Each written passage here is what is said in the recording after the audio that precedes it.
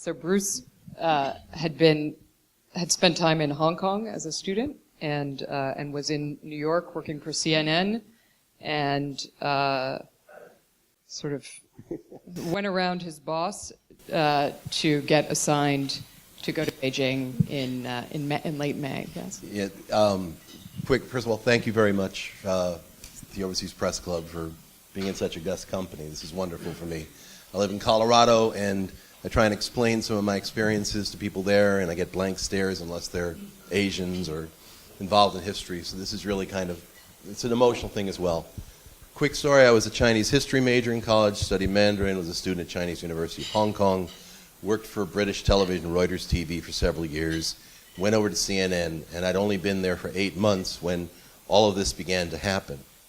And I was going crazy at the New York Bureau here at 5 Penn Plaza, and I called down to Atlanta to the international desk, and I said, you don't know me, but here's my background, and I know the story, and basically kind of just pitched them. They're like, okay, fax us your resume. Remember faxing? Fax us your resume. And about an hour later, I'm in a video editing booth working as a producer, editing something of the demonstrations, the pro-democracy demonstrations here, and my bureau chief comes storming in going, what the hell have you been doing? I just got a call from Atlanta. They want you on a plane to Beijing tonight. I want an explanation. And so I called my wife, who was a Condé Nast. She screamed. And 36 hours later, I was in the square.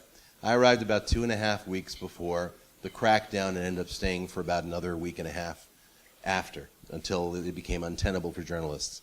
In terms of a memory, That's when we came back from Hong Kong. so probably passed you in the airport.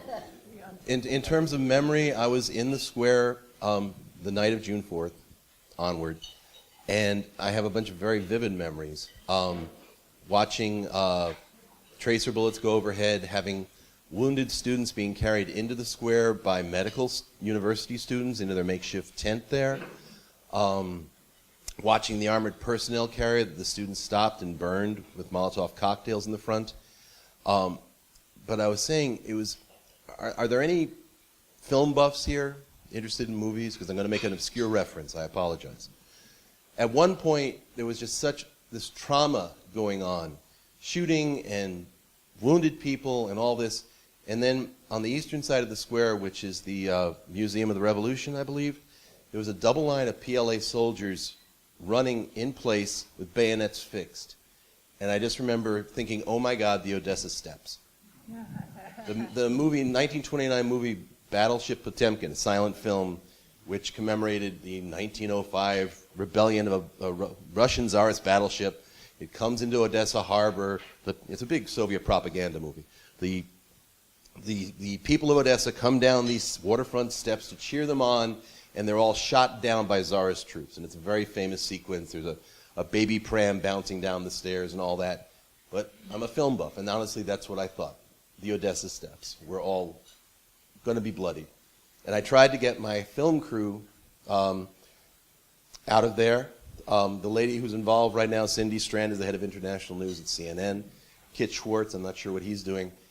But they were based there in Beijing, and they're like, no, we can't leave. There's still a story going on. I go, you don't understand. We're about to get shot. We're about to get bayoneted. We need to go. And they refused. So I took their tapes and ran down a side street in the darkness, and ran to the Beijing hotel, which was our forward base. But a woman came out and said, don't come in here. They're arresting foreigners and taking their things.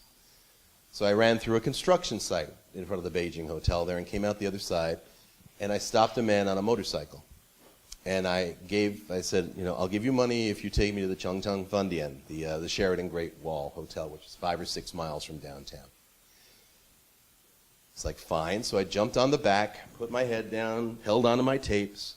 We rode through troops arriving into the square and through all the hutongs with people clustered on the streets. Does anyone here remember the blackout in New York in 78, 79, when there were always like clusters of people on the corners watching what was happening? And this sense of electric tension, that's what it was. It was just dark and tense and fires, and it's very hallucinogenic to me, very vivid. And I just remember arriving in the Changchang, into the Great Hall, Sheraton, with the tapes under my arm. I paid this gentleman, I guess the equivalent of like 2 weeks' salary at the time, a lot of money. but came in pretending that I was hurt with the tapes clustered on my arm in case there were police there. And there were two of our student interns in the hallway, and they're like, Bruce, and they grabbed me, and I'm like, are there any cops? No, good, here. And we got upstairs, and this is after the Chinese government had closed down all satellite feeds, but CNN had something called a 4-wire, which allowed broadcast quality audio back and forth. They also had an experimental, it's amazing when you think, now, that this all could have been live streamed from the square, and you could have had Wu Kai-shi talking live, or Wang Dong or someone. But I mean, also let's think about how different the result might have been, how many lives might have been saved if this was being seen in real time, and how that might have changed the whole sequence of events.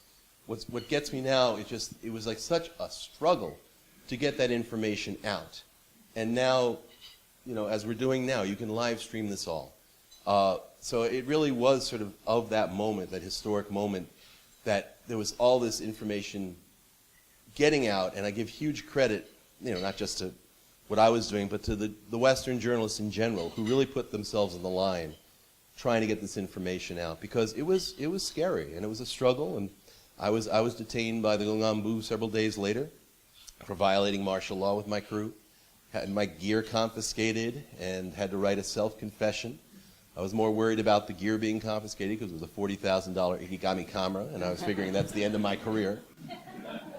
But you just think about how different a Tiananmen situation would be now than it is then. So that's my brief, vivid memory.